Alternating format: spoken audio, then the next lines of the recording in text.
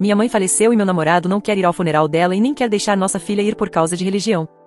Como diz o título, eu acabei de perder minha mãe há alguns dias devido a um câncer no ovário. Estou devastada agora e meu namorado, estamos juntos há 1 ano e meio, não está me ajudando nada. Minha mãe e eu não estávamos bem antes de seu falecimento por causa do meu namorado. John e minha mãe nunca se deram bem porque ele é um ateu convicto e minha mãe é muito religiosa. Grandes problemas surgiram depois que engravidei e tive minha filha. Minha mãe insistiu para que eu batizasse minha filha na igreja, o que eu queria fazer, mas John foi totalmente contra. Ele me convenceu de que batizá-la e doutriná-la era uma escolha ruim e que deveríamos deixar que ela escolhesse quando fosse mais velha. Eu concordei.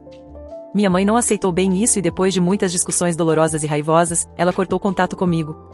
Não ter minha mãe comigo durante minha gravidez ou o nascimento da minha filha me afetou emocionalmente, mas John insistiu que era para o melhor e ele não queria que minha mãe estivesse perto de minha filha e que minha mãe era má por ter me machucado.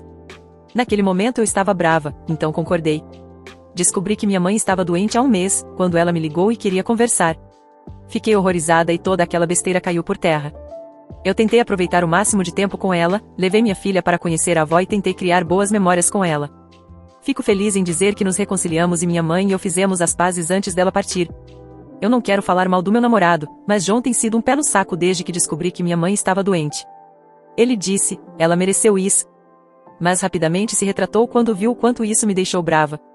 Ele se recusou a ir comigo para visitá-la ou ajudar a cuidar dela. Ele nem mesmo queria ouvir eu falar sobre o quanto eu estava feliz por ter me reconectado com minha mãe. Tudo o que ele fez foi me lembrar que minha mãe me machucou e que eu não deveria ter nenhum contato com ela e que ela não merecia que eu falasse com ela. Eu disse a ele que minha mãe não é perfeita, mas minha mãe me criou sozinha e foi minha base por muitos anos, e ele deveria respeitar isso. Ele não disse nada além de me dizer que não havia valor nenhum em conversar com ela. Agora estamos planejando o funeral. Eu pedi para John ir comigo e ele se recusou instantaneamente. Ele disse que odiava minha mãe, que ela foi uma vaca com a nossa família, e que ele nunca iria à igreja e que era rude e insensível da minha parte pedir isso. Quando eu disse que levaria minha filha, ele teve a ousadia de me dizer que, sob nenhuma circunstância, eu a levaria. Eu passei por uma montanha-russa emocional nesta última semana. Perdi minha mãe depois que finalmente fizemos as pazes. Meu namorado tem sido estupidamente insensível e agora ele se recusa a deixar que eu leve minha filha ao funeral da avó e se recusa a ir para me apoiar. Minha filha é a única coisa que me traz conforto e eu quero ela comigo. Isso é tão irracional?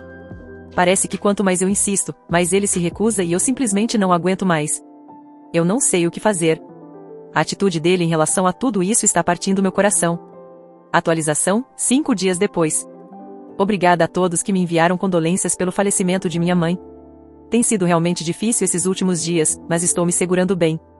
Tentei ser razoável com John sobre como ele queria lidar com as coisas, até falei para ele, como me sugeriram, que ele não precisava ir ao funeral, mas poderia esperar no saguão com minha filha enquanto a cerimônia acontecia, e depois ela poderia passar um tempo com minha família, mas ele novamente rejeitou a ideia. Ele poderia ouvir o funeral e isso, segundo ele, seria uma violação das crenças dele. E pedir para comprometer essas crenças era inconcebível e injusto para nossa filha. Eu disse a ele que já tinha chegado no meu limite. Isso foi o ponto final de um grande processo. Eu disse a John que, a partir dessa semana, queria separar nossa conta bancária. Ele nos fez juntar as contas para garantir que dividíssemos tudo igualmente, para ser justo, apesar de eu ganhar mais, e que eu ficaria com meu irmão após o funeral enquanto decidíamos o que fazer, se seria uma separação total ou terapia. A decisão seria dele. Ele disse que terapia era para gente com mente fraca e que nós ficaríamos juntos, apesar das minhas ameaças vazias e que ele não ia deixar que eu pegasse o dinheiro dele. Ele ficou muito alterado e chegou a berrar na minha cara durante essa conversa, então eu apenas o deixei fazer seu escândalo até que ele interpretasse o meu silêncio como concordância. Levei minha filha comigo para a cerimônia sem problemas. John e eu mal falamos naquele dia, o que estava ótimo para mim. Mas a coisa ficou feia no dia seguinte. Quando acordei pela manhã para me preparar e preparar minha filha, descobri que ele teve a coragem de estacionar o carro dele diretamente atrás do meu, bloqueando minha saída da garagem. Eu não tinha como ir para o funeral no meu próprio carro. John sempre dirige para o trabalho, mas por motivos que só posso imaginar, provavelmente para se vingar de mim, decidiu pegar o metrô, levando o carrinho de bebê, as mamadeiras e a bomba de leite. Meu irmão e eu temos nossas diferenças, é verdade, na verdade não nos falávamos muito desde que minha mãe e eu estávamos afastadas. Começamos a conversar de novo depois que ela ficou doente, mas ele será sempre um santo para mim pelo que fez.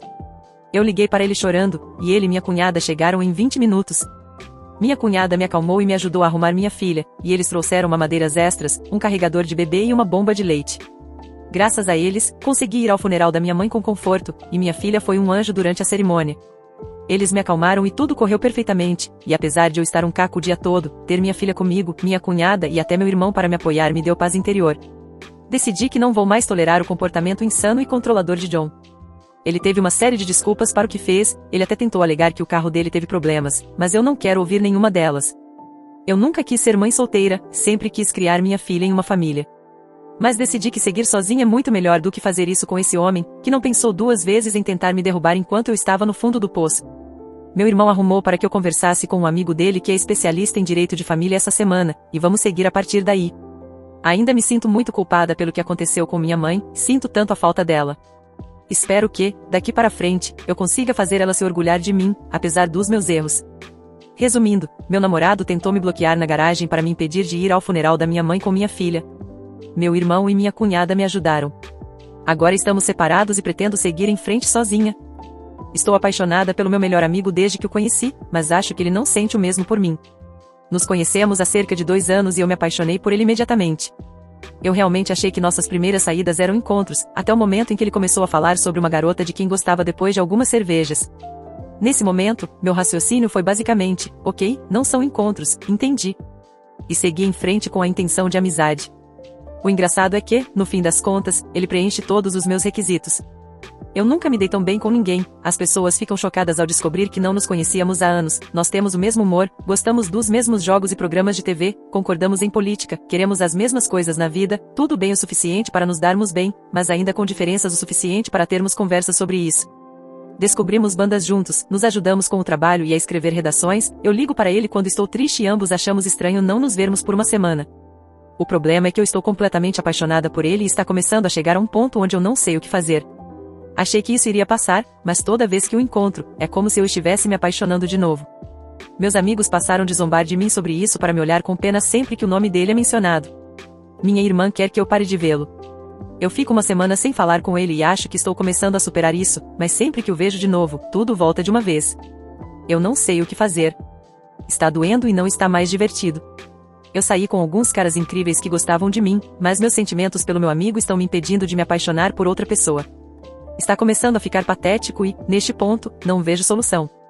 Ele é meu melhor amigo, o melhor que eu já tive, e eu simplesmente não quero perdê-lo. Neste ponto, acho que pedir para ele sair comigo acabaria com isso, já que faz tanto tempo desde que nos conhecemos.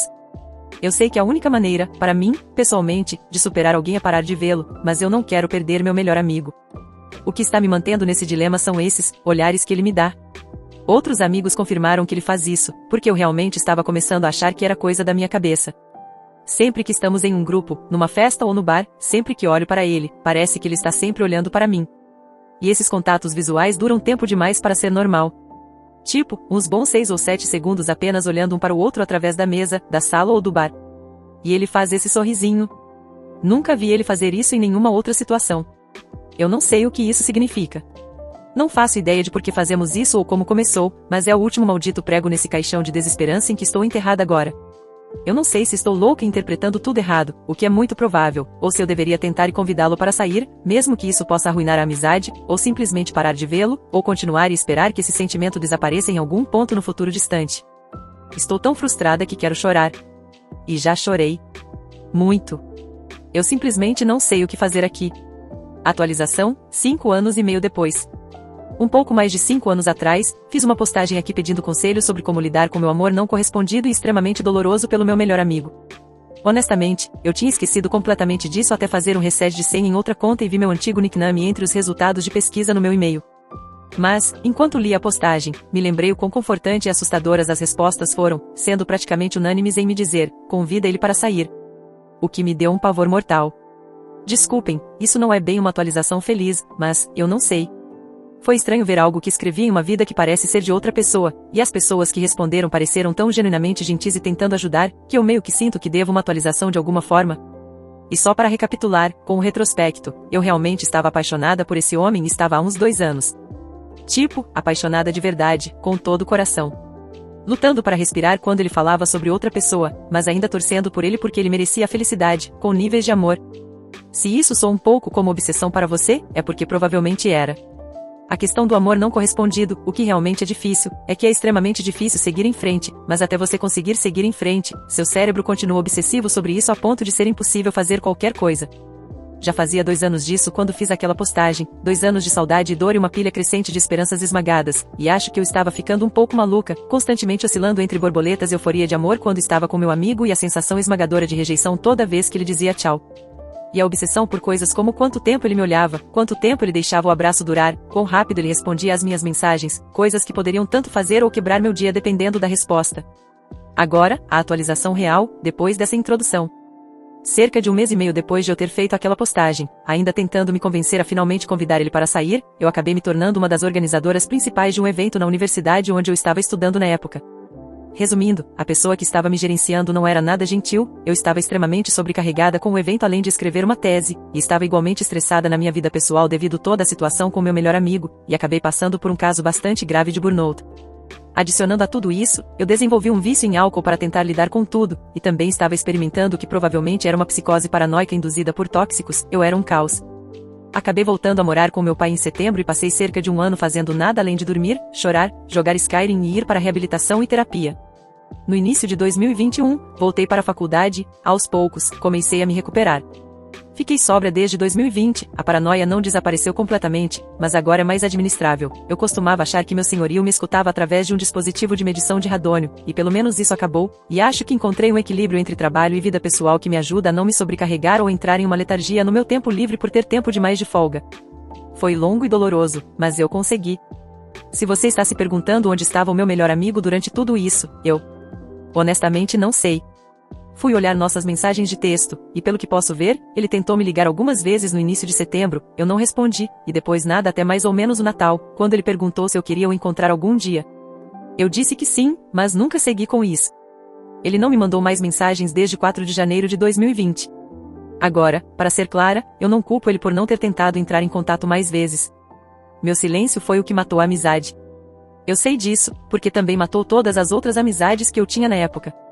Eu não sei, vício em álcool, depressão profunda e paranoia incapacitante pode ser uma explicação razoável para um dia parar de responder a todos os seus amigos, mas ainda assim, eu me arrependo profundamente dessas escolhas.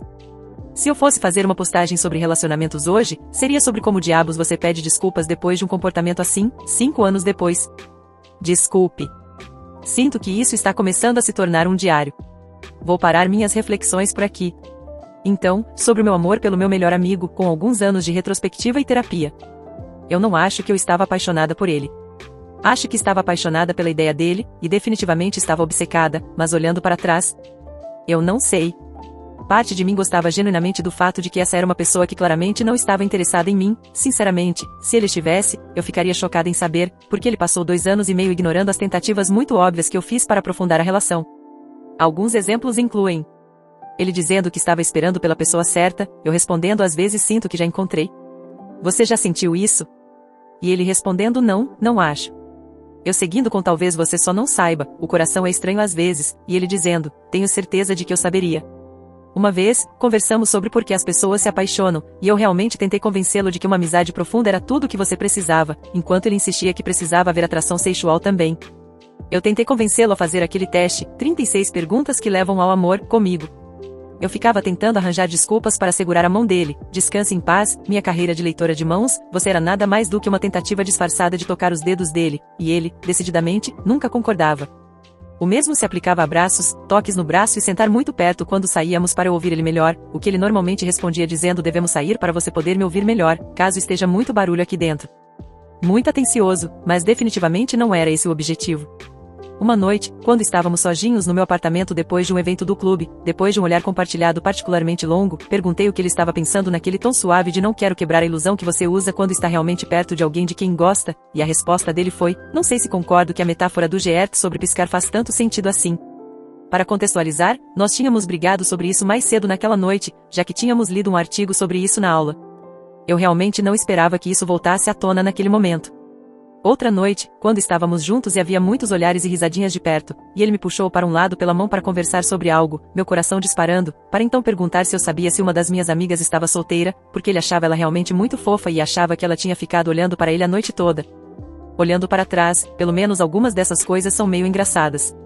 Não tenho ideia se ele sabia, ou sabe agora, que eu estava apaixonada por ele. Eu não ficaria surpresa se alguns dos meus amigos antigos tivessem contado para ele, mas claro, ele nunca entrou em contato sobre isso. Mas sim, acho que meio que gostava da segurança de ter essa pessoa que claramente não gostava de mim. Não que eu estivesse lidando bem com a dor, mas existe um certo tipo de conforto distorcido que vem de desejar alguém que não te quer de volta. Tipo, os altos que eu sentia quando recebia algo que parecia uma confirmação compensavam as baixas de chorar na escada do meu apartamento quando chegava em casa após um não.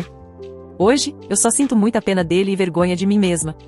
Independentemente de ele saber ou não, e estou tentando me apegar ao fato de que ele parecia pelo menos continuar querendo ser amigo, o que indica que ele nunca se sentiu incomodado ou desconfortável, meu comportamento foi bem e esquisito. E no final, depois que consegui a distância entre nós, os sentimentos desapareceram depois de uns 6 meses ou mais. Minha terapeuta recomendou não encontrar essa pessoa novamente, para o meu próprio bem, e no início de 2020, eu já não estava mais tão dolorosamente apaixonada. Algum tempo depois, acabei conhecendo um cara com quem tive a mesma conexão, que realmente gostou de mim e demonstrou isso. Estamos juntos há quase 3 anos agora, e estamos falando sobre começar a tentar ter filhos em breve. Ele gostaria que nos casássemos primeiro, mas também insiste que quer ser o responsável pela proposta, então estou por aí esperando o dia. Mesmo que não seja uma surpresa ou segredo, ele só quer aquele momento de se ajoelhar, e quem sou eu para negar isso a ele? Estou lentamente envelhecendo e ficando chata. Estou sóbria, tenho meu trabalho estável das 9 às 17 horas, economizo para a aposentadoria e para viajar nas férias de verão, ajudo meu pai na fazenda, faço crochê de animaizinhos para minha sobrinha recém-nascida. Chego em casa e encontro um homem jogando seus videogames bobos, eu jogo meus videogames bobos, saímos para caminhar e ir ao museu, e brigamos sobre como vamos nos entupir de comida de entregas. Tenho alguns arrependimentos sobre como meus 20 e poucos anos terminaram, mas, meu Deus, eu não queria voltar. Resumindo, eu não o convidei para sair. Em vez disso, tive uma grave crise de saúde mental, parei de falar com todos os meus amigos, fiquei sóbria, fui me recuperando aos poucos e, olhando para trás, estou surpreendentemente feliz com como a vida se desenrolou. Ah, e eu realmente não exagerei nos olhares, lembro deles muito claramente e uma vez um amigo em comum comentou sobre isso. Eu ainda não faço ideia do que eram aqueles olhares. Ele não me parece uma pessoa que tentaria deixar alguém na expectativa ou algo assim, mas como se fosse apenas socialmente desajeitado. Mas eu ainda me pego pensando sobre o que eram esses malditos olhares. Meu namorado surtou comigo porque não quis continuar assistindo ao filme favorito dele. Olá, pessoal, vou tentar ser breve. Na outra noite, meu namorado, de 26 anos, e eu, de 24, tivemos nossa noite de filme habitual e ele me suplicou para assistir Laranja Mecânica, seu filme favorito, com ele. Eu sempre tinha ouvido falar, é um filme muito popular, mas nunca soube o enredo ou nada realmente sobre ele. Eu, claro, concordei. Mas rapidamente percebi que esse não era o tipo de filme que eu gosto. Sou uma sobrevivente de múltiplos AS e fico extremamente sensibilizada e desconfortável com cenas de abuso e violência. Quando eu mencionei isso, pedindo se poderíamos talvez assistir algo diferente, ele ficou irritado comigo e me disse que eu precisava terminar para realmente entender. De novo, eu pedi para ele por favor desligar. Ele fez, muito irritado, e então me criticou por não me interessar pelas coisas que ele gosta. Achei isso extremamente injusto, já que sempre me envolvi e fiquei animada com as coisas da vida dele. Ele continuou a insultar minha inteligência e a falta de entendimento da arte do filme e eu deixei passar. Ele sabe sobre os meus traumas passados e sempre foi muito sensível e compreensivo sobre tudo. Nunca o vi assim, e por causa de um filme, ainda por cima. Estou me sentindo machucada, confusa e não ouvida. Ele não ligou para se desculpar ou qualquer coisa. Está sendo um silêncio total. Qualquer conselho seria apreciado. Muito obrigada por ouvir. Atualização, no dia seguinte. Primeiramente, obrigado a todas as pessoas gentis que comentaram no meu post original. Aqueles que me disseram para manter minha posição me fizeram me sentir mais forte e me salvaram de mais anos sendo humilhada. Eu saí do nosso apartamento por alguns dias e tive um tempo para pensar. Estou com ele há 3 anos agora e é quase como se essa pequena bomba fizesse meu mundo inteiro explodir. Percebi quantas vezes coloquei meus próprios sentimentos de lado por ele, quantas coisas eu deixei de fazer porque estava ocupada cuidando dos sentimentos dele. Ontem, voltei para casa para que pudéssemos conversar. E, sem surpresa, não deu certo. Ele ainda estava furioso comigo, dizendo que eu nunca me importo com ele ou com seus interesses. Eu rebati isso listando quase tudo que fiz por ele. Perguntei por que ele estava sendo assim, ele sabe o que eu passei e sempre foi tão compreensivo. E aí, a verdadeira pessoa que lhe apareceu. Ele disse algo como, honestamente, eu só estava indo com a maré porque parecia que você precisava de apoio, mas não vejo qual é o grande problema. Perguntando por que eu não conseguia superar isso porque aconteceu há tanto tempo. Fui abusada 3 vezes. Uma quando eu tinha 10, uma aos 16, e depois no ano passado. Mas isso é um detalhe, mesmo que tenha acontecido há 1000 anos, ainda afetaria uma sobrevivente. Ele então continuou a me culpar pelo comportamento dele, dizendo que estava com raiva porque não fizemos sexo nas últimas semanas. Eu tenho crises de raiva ao meu corpo devido ao meu trauma e não gosto de ser tocada quando estou nesse estado mental. Ele sugeriu que eu tentasse ir à terapia 2 vezes por semana, em vez de uma, e talvez isso ajudasse. Eu não sabia o que dizer ou o que fazer. Eu estava aterrorizada com o homem à minha frente. Tudo isso por causa de um filme? Fiquei chocada e magoada. Então, eu fui embora. O nome dele está no contrato de aluguel, então não estou em nenhum tipo de aperto com ele, graças a Deus. Eu fiz as malas e não olhei para trás. Ainda estou muito abalada. O conheço há tanto tempo e nunca imaginei que isso aconteceria. Foi como se uma chave tivesse sido virada na cabeça dele. Eu não conhecia aquele homem com quem eu estava conversando e nunca quero vê-lo novamente. Estou ficando na casa de uma amiga por enquanto, até conseguir dinheiro para alugar o meu próprio lugar. Sou muito grata pelo meu trabalho estável e pelos amigos ainda mais estáveis. Só precisava desabafar, acho. Não contei a meus amigos a extensão do que aconteceu. Não sei porquê. Talvez seja vergonha. Não sei. Obrigado a todos pelo apoio. Obrigada por ouvirem. Edição. Alguém comentou e agora vejo que a linha do tempo parece um pouco confusa. Peço desculpas por não ter sido mais específica. A briga original aconteceu na terça-feira. Eu saí naquela noite e fiquei fora nas noites de terça e quarta-feira. Ontem de manhã, fiz minha postagem original buscando um pouco de conselho externo sobre a situação e então, ontem à noite, aconteceu a grande briga. Peço desculpas novamente por qualquer confusão, agora vejo como poderia ter ficado estranho por causa da minha redação e falta de detalhes. Segunda edição. Estive pensando nisso o dia todo, realmente refletindo sobre tudo e relembrando os últimos 3 anos e as semanas que antecederam isso, e percebi que ele não era tão maravilhoso quanto eu pensava. Sim, ele foi incrivelmente solidário e gentil comigo, especialmente em relação ao meu trauma. No entanto, acredito que isso tenha acontecido porque eu nunca disse não a ele. Tudo o que eu fazia era para deixá-lo feliz. Nas últimas semanas, comecei a dizer não para ele. Eu realmente acredito que ele nunca pensou que eu faria isso, e isso gerou muita raiva nele. O filme não foi o motivo pelo qual terminamos ou pelo qual ele explodiu, o filme foi apenas a gota d'água no que diz respeito a ele tolerar eu dizendo não. Realmente agradeço pelas palavras gentis e pelo apoio. Eu postei isso mais para desabafar e certamente não esperava tudo isso. Se gostou do vídeo, não esquece de seguir o Lobinho do Reddit para mais.